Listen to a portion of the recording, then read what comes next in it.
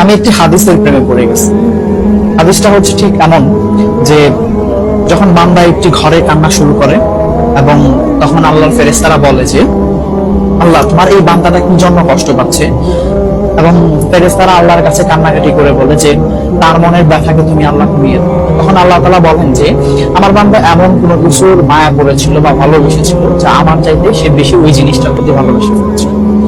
আমি আমার বান্দার কষ্ট আমি বুঝি এবং আমি দুঃখী মানুষের মানে ভগ্ন হৃদয়ের মানুষের কাছাকাছি অবস্থান, কত দূর, এক হাত দূরে আল্লাহ তাআলা অবস্থান। এবং আরেকটা কথা হচ্ছে ফেরেশতারা তখন বলতে থাকে আল্লাহ তুমি চাইলে কি সেই বান্দার সেই অভাবগুলো তুমি পূরণ করতে পারো না?